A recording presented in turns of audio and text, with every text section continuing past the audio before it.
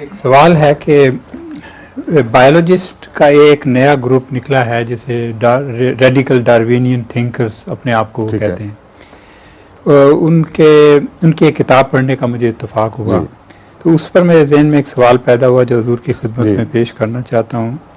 वो सारा जोर इस बात को साबित करने में सर्फ करते हैं कि नेचर में जो कुछ नज़र आता है वो सब इत्तेफाक से है और इसमें कोई डिज़ाइन नहीं है, इसमें किसी रहम की और कोई मर्सी की मैं कोई जानता ज़रूरत नहीं। हूँ इन बातों को। ये उनका महज एक भागने के लिए उज़र है। उसकी वजह यह है कि इन साइंसदानों ने जितने जोर मारने थे मार लिए, ये डिज़ाइन का मैकेनिज्म हल नहीं कर सके। डिज़ाइन लाजिमन है, उसके बगैर वो चीज़ उस तरह बन नहीं सकती। और चूंकि उसका हल मालूम नहीं कर सके खुदा की हस्ती को तस्लीम किए बगैर, इसलिए उन्होंने डिज़ाइन का इनकार कर दिया है। जब डिज़ाइन का इनकार करते हैं तो फिर एवोल्यूशन के शुरू से चलें और रुख उसका देखें क्या बनता है। अब मसलन एक जंबो जेट है, उसमें ये डिज़ाइन का इनकार कर सकते हैं? नहीं कर सकते ना, कि कर सकते हैं? नहीं। अगर नहीं कर सकते तो जंबो जेट को चांसी से बना के दिखा दें। एक साइंसदान ने जो इन साइंसदानों को पागल कहता है, उसने कहा है ये तो इनकी मिसाल तो ऐसी है जैसे जंग यार्ड में जिसमें जंबो जेट के पुराने जंबो जेट्स के टुकड़े पड़े हों, वहां तो आ जाए बगोला उठे बेक, और बहुत खौफनाक बगोला उठे, और जब वो खड़ा हो तो जंबो जेट तैयार हो।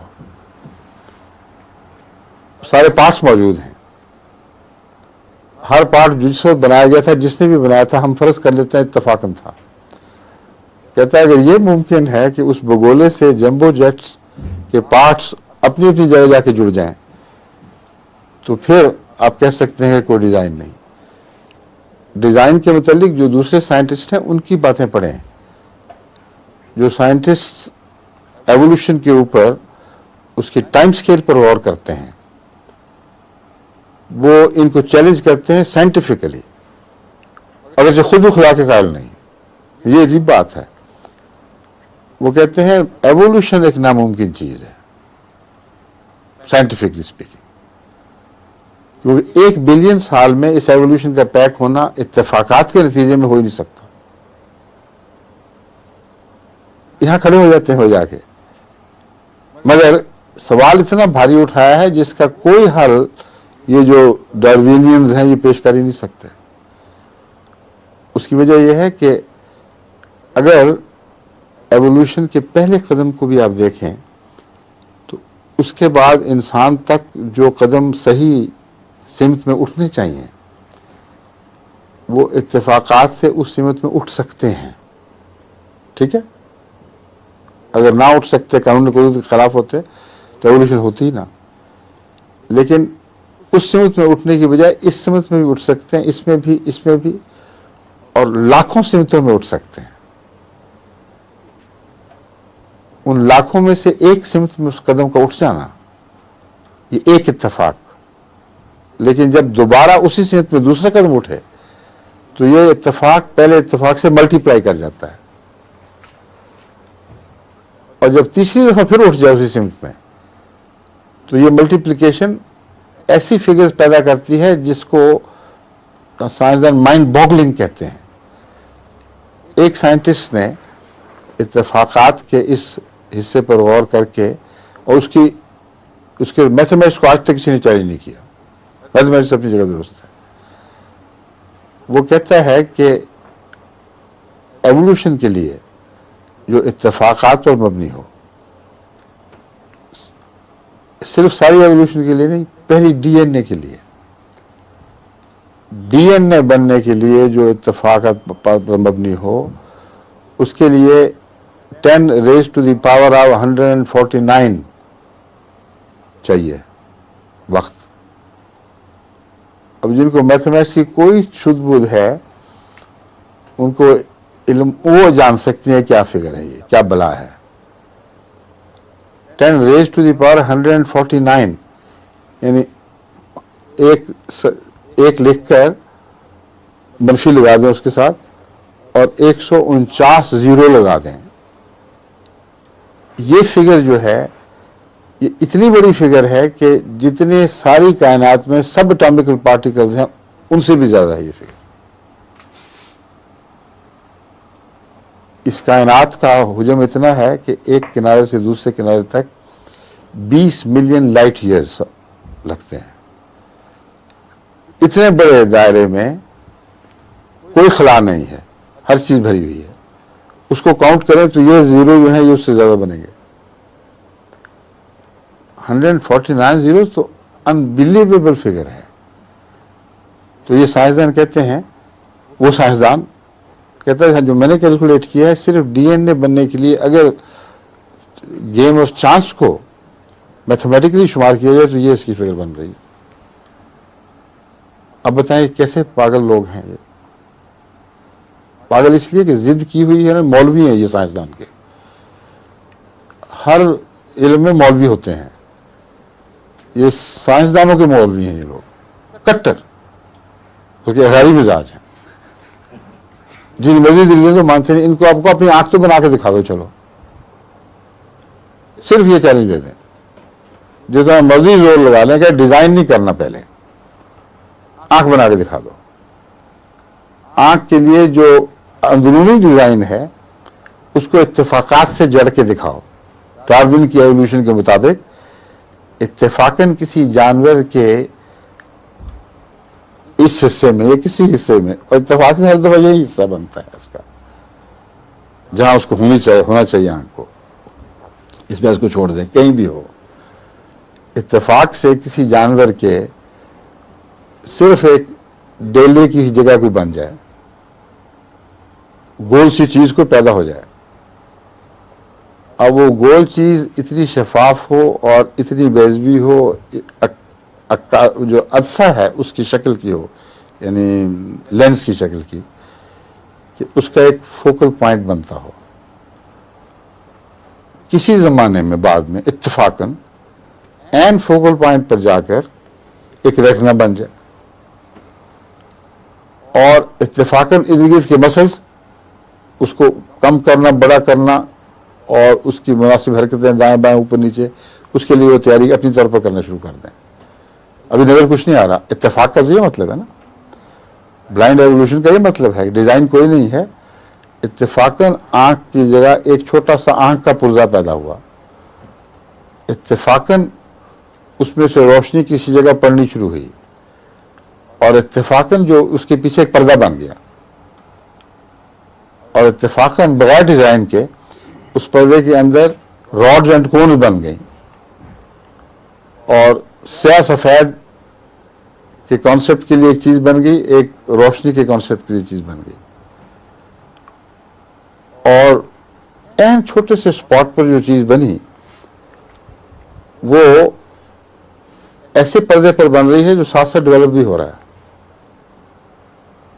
और जब उसकी तस्वीर मिटती है तो वो रिकॉर्ड हो जाती है कहीं। अब आपने जो देखा है यहां इस पर देख रहे हैं, आंखें बंद कर लें तो ये तस्वीर मिटेगी तो नहीं। बाद 20-20, 25-25 साल के बाद आपको याद करेंगे, याद है, हाँ हाँ हमें याद आ गया है, ये था, यहाँ बैठे हुए थे फलां, यहाँ ये बातें हो रही थी। तो ये चीजें जो हैं ये अभी और आगे बढ़े। वो जो तस्वीर बने उसके पीछे एक कॉर्ड बन जाए खुद इत्तेफाकन, इसको ऑप्टिकल कॉर्ड कहें, और फिर दो आंखें तो दोनों की कॉर्ड एक दूसरे से मुत्तफिक हो जाएं और एक ही जैसा पैगाम भेजें। और इत्तेफाकन सर के पीछे इस पैगाम को जो तस्वीर की सूरत में नहीं है, सिर्फ पल्सेस हैं। अव्वल तो कॉर्ड में पल्सेस पैदा होना और उस जगह की जो नुक्ते में चीज बनी हुई है उसकी पल्सेस को पीछे मुंतकिल करना, ये किस इत्तेफाक से पैदा हुआ है। और फिर पीछे जो दिमाग है उसमें कोई ऐसी जगह जाके वो पैगाम पहुंच के खत्म होता है जो आगे फिर एक पूरा लेबोरेटरी सिस्टम है, फौरी तौर पर आपको बता रहा है कि तुम क्या देख रहे हो, हालांकि तस्वीर पीछे नहीं पहुंची। जो रोशनी है वो तो पर्दे में रुक गई वहां जाके, उसने तो कुछ भी नहीं किया आगे। उसके पीछे जो काम शुरू हुआ है, ये एक नया काम शुरू हो गया है। और फिर जो तस्वीरें बनी वो लाइफ लाइक हैं। दुनिया के कोई कैमरा आप जो डिजाइन से बनाए जाते हैं उनमें ये चीजें निकाल के दिखा दें। इसलिए आप उनको ये बातें समझाकर उनसे पूछें कि तुम लाइका इत्तेफाकात से बना दो बगैर डिजाइन के, किस एवोल्यूशन से? लाइका की जो बेहतरीन किस्म है या हसब्याट का जो बहुत आला किस्म का कैमरा है, वो इंसानी आंख के मुकाबले पर कुछ भी हैसियत नहीं रखता, कोई निस्बत ही नहीं है। कोई ऐसा कैमरा नहीं है जो सारी दुनिया को एक वक्त में पूरी कायनात को देख रहा हो और वो तस्वीर छोटी सी हो एक, जो अंदर जाके इतनी बड़ी दिखाई दे कि आप आसमान पर नजर जा रहे हैं तो आधा आसमान यानी आधी कायनात आपको नजर आ रही हो। बैक उसी वक्त उसकी डेवलपमेंट हो रही है और चूंकि तस्वीर उल्टी पड़ रही है उसको सीधा करने का इंतजाम पीछे मौजूद, जो नेगेटिव है उसको पॉजिटिव बनाने का इंतजाम मौजूद, और साथ साथ धुलती जाती है। हर दफा आंख झपकते हैं तो वो तस्वीर धुल के पीछे कहीं रिकॉर्ड हो रही है। और वो बेशुमार प्लेटें हैं जो इंसानी जिंदगी के लम्हात के साथ तकसीम होकर अनगिनत बन जाती हैं। उनकी अपनी अपनी जगह रिकॉर्डिंग मौजूद है जहां से जब चाहें आप रिकॉल कर लें। बचपन में आपने कोई चीज खाई है, आपको मजा आया था, तो और देख रहे हैं कि ये खाना था, ये उसने पेश किया था, आपको मेहनत तो नहीं करनी पड़ेगी, फौरन आपके सामने आ जाएगा। तो ये बताएं, साइंसदान से कहो कि ऐसा कोई इंसानी कैमरा तो दिखा दो या इसी चीज को एवोल्यूशन के जरिए साबित करके दिखा दो। डार्विन के ऊपर मैंने काम किया हुआ है। डार्विन की एवोल्यूशन की थियरी सेलुलर डेवलपमेंट के ऊपर जरा भी काम नहीं करती और ये साइंटिस्ट जानते हैं, इसलिए मैं इनको मौलवी कह रहा हूं। अच्छा भला पता है इनको बेवकूफों को कि हो ही नहीं सकता, यानी बाहर की हवा में अगर तब्दीलियां पैदा हुई हैं तो उनके नतीजे में वो सेलुलर तब्दीलियां काउंटर जो डीएनए में पैदा होनी चाहिए कि वो रुई बनाना, फर बना दें जिस्म के ऊपर ताकि सर्दी ना लगे, या फर झाड़ दें ताकि गर्मी ना लगे, वो पैगाम अंदर पहुंचाने का कोई निजाम नहीं है। समझे? तो दलीलों की तो इंतहाई कोई नहीं। इसलिए ये आंखें बंद करके डिजाइन का इनकार कर देते। जानते हैं वो जो एक है ना, एक साइंटिस्ट जिसका मशहूर है टाइम के ऊपर जिसने लिखी हुई है किताब हिस्ट्री ऑफ टाइम, उसको बड़ा उठाया जाता है। वो भी मुझे किसी ने बताया, मैं अभी हवाला नहीं निकाल सका उसका, कि डिजाइन का इनकार कर रहा है। डिजाइन का इसलिए इनकार कर रहे हैं कि जानते हैं कि डिजाइन को माना तो खुदा को मानना पड़ेगा, और अगर प्री प्लान्ड कायनात ना हो तो जो एक आंख की मिसाल दी तो कुछ भी नहीं उसके मुकाबले पर, जितनी उसके लिए आपको पहले से प्लानिंग की जरूरत है। इंसान की तरफ मौत की हरकत 1 बिलियन साल क्या इटर्निटी में भी नहीं हो सकती, क्योंकि ब्लाइंड चांसेस के लिए हर अगला कदम उठाने के लिए पहले सबसे मल्टीप्लाई करना पड़ता है। और एवोल्यूशन में बिलियंस ऑफ बिलियंस बल्कि ट्रिलियंस ऐसे चांसेस हैं कि जहां फैसला करना पड़ता है। चुनांचे कुरान करीम ने एक सूरत में यही मजमून बयान फरमाया। भाई ये लोग बेवकूफ, क्या ये खुद अपने खालिक हैं? डिजाइन उन्होंने खुद किया था? नहीं किया। तो फिर ये फैसला कैसे हुआ है? हर कदम पर जहां एक फैसला करना पड़ा है। वो आयत बार बार रिपीट हो रही है, कौन सी आयत है वो? अमनानुल खालिकून। हाँ, कि जब ये चीज यूं बनाएगी वहां, उसके बाद ये चीज यूं बनाएगी, उसके बाद ये यूं बनाएगी, तो ये खुद अपने खालिक थे नहीं थे।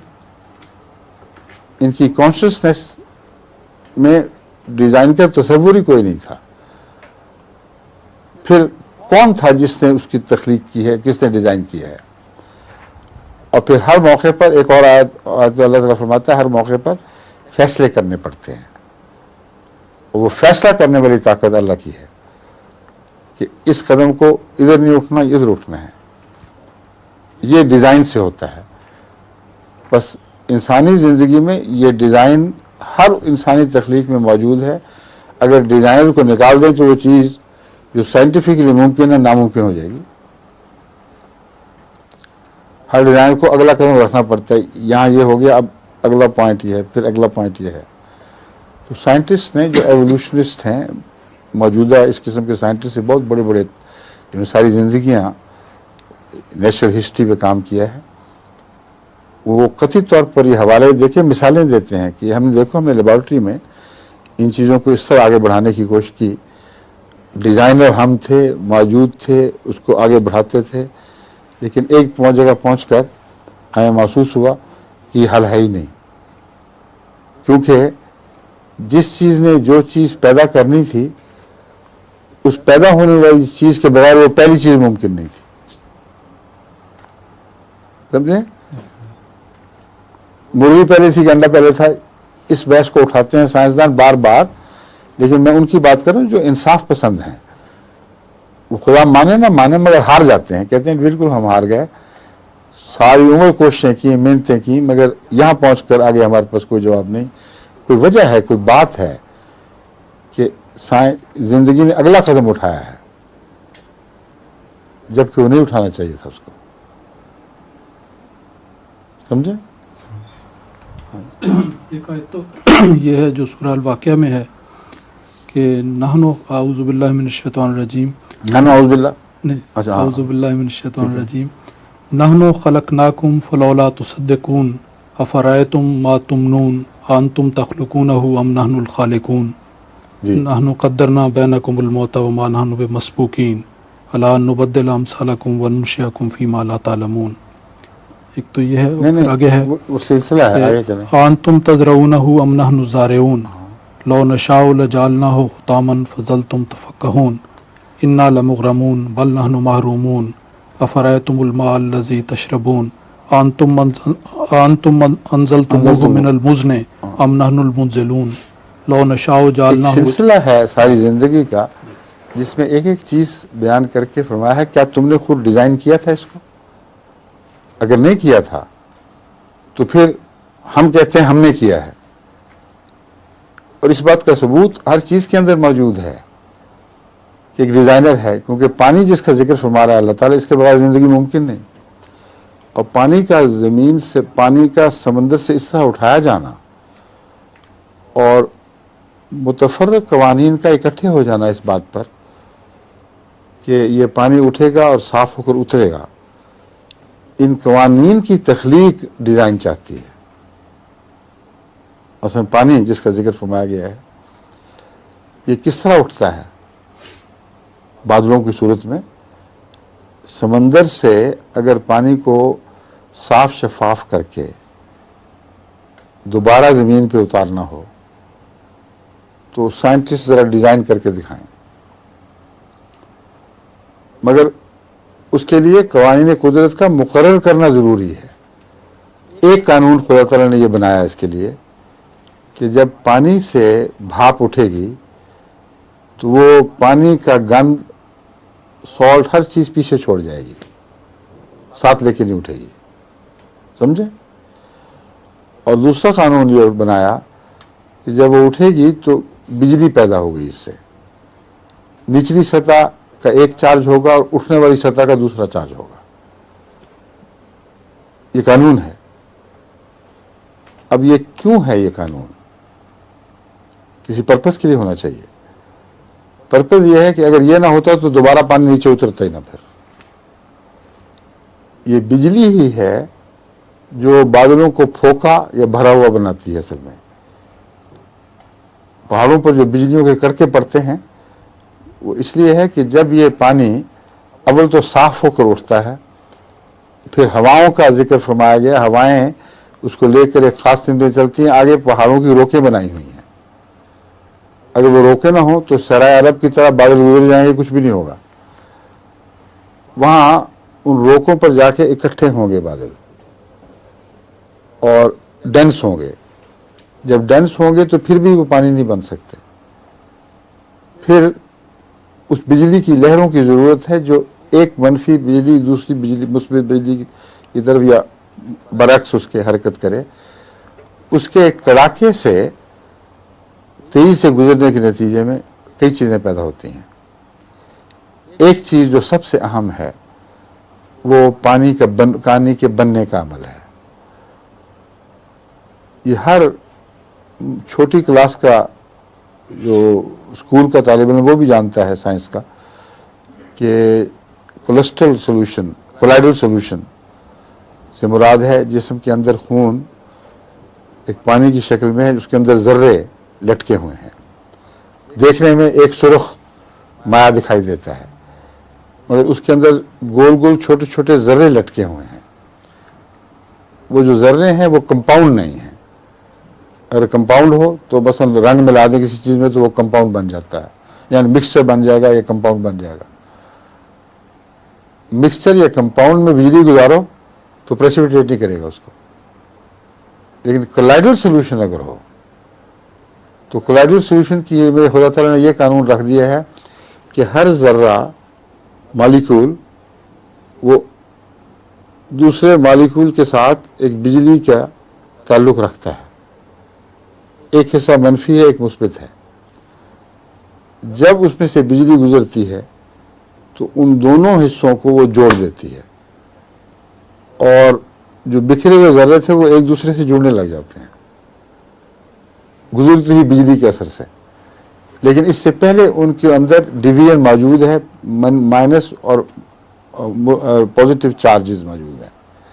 वो चार्जेस ना हो तो ये अमल नहीं हो सकता और ये कोलाइडल सोल्यूशन में जरूरी था। तो पानी जो उठता है वो कोलाइडल सोल्यूशन नहीं होता। लेकिन जब ये बिजली का अमल इस पर होना हो, जब बारिश बनानी हो, तो उससे पहले अल्लाह ताला इसको कंडेंस इस तरह करता है कि साइंटिस्ट मुत्तफिक हैं कि ये कोलाइडल सोल्यूशन बन जाता है। हवा में पानी के कतरे इस तरह हो जाते हैं कि वो कोलाइडल सोल्यूशन की तरह ऐसी शक्ल इख्तियार कर जाते हैं कि बिजली उसमें से गुजरेगी तो जो अलग अलग मॉलिक्यूल जब इकट्ठे होकर भारी कतरे बन जाएंगे। अब ये दोबारा ड्रॉप करने के लिए अल्लाह ने यह कानून बनाया हुआ है। अब बताएं ये डिजाइन है या किसी मौलवी का किस्सा है? मौलवी समझते हैं कि हर चीज उसकी कुदरत में है। वो ये मौलवी उन दूसरों की किस्म के हैं। वो कहते हैं कोई डिजाइन हो ना हो, आप ही हर चीज हो सकती है। दोनों दरअसल खुदा के मुनकिर हैं। वो खुदा की कुदरत और उसकी शान के मुनकिर हैं मौलवी कि जब कहा खुद बना दिया, जब जो मर्जी बना दिया। और ये लोग खुदा के अमल दखल के मुनकिर हैं। लेकिन जब कायनात को पढ़ते हैं तो बिल्कुल और चीज दिखाई दे रही है।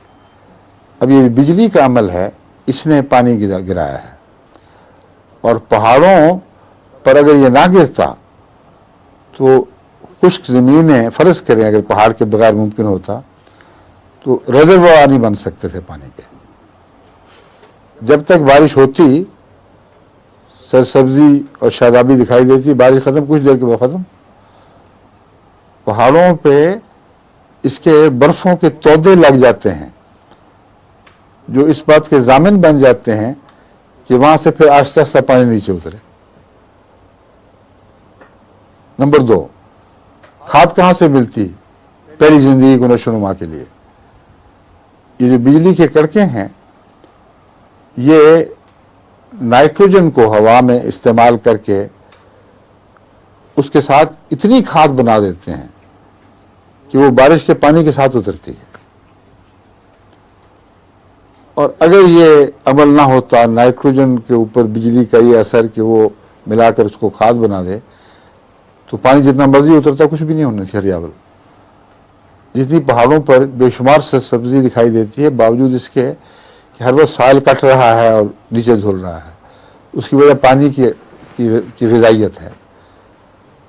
उस पानी के अंदर गैर मामूली तौर पर खाद बनाने का और शामिल करने का ये इंतज़ाम है ऊपर बिजली के ज़रिए से कि साइंसदानों ने कैलकुलेट किया है कि एक दिन में पहाड़ों पर जितनी खाद बन जाती है, सारी दुनिया के इंसानी कारखाने सारे साल में उतनी खाद नहीं बनाते। ये फिर बिजली का अमल पानी के उठने के साथ शामिल है। फिर ओजोन, अगर ओजोन ना होती तो ये अमल मुमकिन नहीं था। ये जो ओजोन पैदा होती है O3, इसकी वजह से ये फिर खाद का अमल बनता है। और ओजोन एक और काम भी कर जाती है साथ कि वो फिजा को जरासीम से पाक कर देती है। तभी जब बारिश की हवा आती है ना, वो ओजोन की वजह से वो ताज़ा लगती है हमें। और ओजोन खुद जिंदगी के लिए मोहलिक है, लेकिन जब उसको इस तरह इस्तेमाल किया जाए तो जिंदगी के लिए ज़रूरी है, लाजमी है। और उसकी वजह से जरासीम भी मिट गए सारे। साफ शफाफ पानी आसमान से उतरा, खाद लेकर उतरा, और ओजोन के नतीजे में उसके अंदर हर किस्म के जरासीम खत्म हो गए। समझे? और ये जो पानी है फिर ये सारा अमल दोहरा के गंदा हो के जो बचा खुचा जो भी है समुद्र में वापस मिलता है, तो वहां से फिर उसको ये अमल उठाना शुरू कर देता है। और ये कानून बना लिया अल्लाह ने कि पानी के ऊपर हवा ये अमल दिखाएगी कि धूप हो या ना हो, गर्मी हो या ना हो, पानी जब हवा पे जब पानी पे चलेगी तो पानी जरूर उठेगा। ये भी कानून है। किसने बनाया? क्यों बन गया? तेल क्यों नहीं उठ जाता? और बेशुमार चीजें हैं, वो खुद बहुत क्यों नहीं उठती? पानी पर यह कानून है अल्लाह ताला का कि पानी पर जब हवा चलेगी पानी उठेगा, और जब उठेगा तो बिजलियां बनाएगा। अब बिजली बनाने का कारखाना ऐसा बना के तो दिखाएं। इतना बड़ा बिजली का कारखाना बना हुआ है इस वजह से, इस अमल से कि सारी दुनिया की बिजली की मशीन है, बिजली बनाने की जो कि जनरेटर्स वगैरह और जो ताकतें हैं, वो 100 साल में इतनी बिजली नहीं बना सकते जितनी बिजली एक साल या चंद थोड़े अरसे में अल्लाह ताला की अमल से ये खुद ब खुद पैदा हो रही है, बन रही है। ये बिजली के अमल का कानून किसने बनाया है? क्यों इसके साथ उसको बांधा गया? क्यों इसने वहां जाके फिर ऊपर अमल दिखाया दोबारा? क्यों इसके नतीजे में ओजोन बनी? फिर ओजोन मिट क्यों गई? बनी और गायब हो गई। इसलिए कि अगर वो गायब ना होती तो सारी जिंदगी को हलाक कर देती। इसलिए कानून कुदरत देखें। अब ओजोन जो सबसे ज्यादा हैवी वो है गैस, उसको ऊपर आसमान पे रखा हुआ अल्लाह ताला ने, और नीचे उतारता है उस वक्त जब जरूरत पड़ती है, फिर डिस्ट्रॉय कर देता है उसको। इतनी हैवी गैस ऊपर क्या कर रही है? कार्बन डाइऑक्साइड नीचे बैठ जाती है और ओजोन ऊपर जाके बैठी हुई है। उसके लिए ऐसा अमल खुदा ने बनाया है कि वो नीचे आ ही नहीं सकती, ऊपर बन के काम करती है और डिस्ट्रॉय हो जाती है। क्या काम कर रही है वो? सारी ऑस्मोटिक रेडिएशन, ऑस्मोटिक नहीं यानी कॉस्मिक रेडिएशन, उसकी छाननी है ओजोन। उसमें से सिर्फ उस रेडिएशन को नीचे उतरने देती है जो इंसान की बका के लिए जरूरी है। बाकी सारी रेडिएशन को ऊपर ही काट छांट के फेंक देती है। अब मुझे बताएं तो सही, डिजाइन नहीं है तो क्या है ये? सवाल के पागल का नहीं, मैंने नहीं माना, नहीं माने तो जाए जहन्नम में, हमें कैसे? डिजाइन तो इतना वाज़े, इतना कती है कि सवाल इसके कि इंसान अंधा होने का फैसला कर ले, वो मजबूर है डिजाइन देखने पर, और डिजाइन हटाकर फिर बताइए क्या बना, फिर पानी चढ़ा के दिखा दे। उसका उतरना तो अलग दरकिनार, पानी का चढ़ाना ही बता दे। और फिर इतने परफेक्ट डिजाइन में कि वो उनके रुख हवाओं के, कुरान करीम इसका भी जिक्र फरमा रहा है, ऐसे हैं कि वो पहाड़ ऐसी जगह बनाए गए जहां हवाओं के रुख उनसे टकरा रहे हैं, और वहां से पानी उतर के फिर जमीन के हर हिस्से को सैलाब कर रहे हैं। और फिर जमीन में पानी घुसकर एक जगह जाके अवेलेबल हो जाता है, ठहर जाता है, और जो दूसरा गंध है उसका वो साफ शफाफ होकर कुएं से साफ सुथरा पानी भी निकलता है। अगर वही डूबता चला जाता, कुरान करीम इस बात को भी उठा रहा है कि तुम्हें डिजाइन क्यों नहीं नजर आ रहा, अगर उसी पानी को हम और डुबो देते तो तुम जितना मर्जी जोर लगा लेते, तुम पानी जमीन से खींच नहीं सकते थे। इसलिए कि लेयर खुदा ने एक वहां बनाई हुई चिकनी ऐसी अक्सर जगह कि जहां जाके पानी फिर मजबूर है ठहरने पर, उसकी पॉकेट्स बनाई हुई हैं, वहां से हम निकालते हैं और पीते हैं। और कितने चाहिए आपको डिजाइन? सही, काफी हो गया है ना? काफी। जज़ाकल्लाह।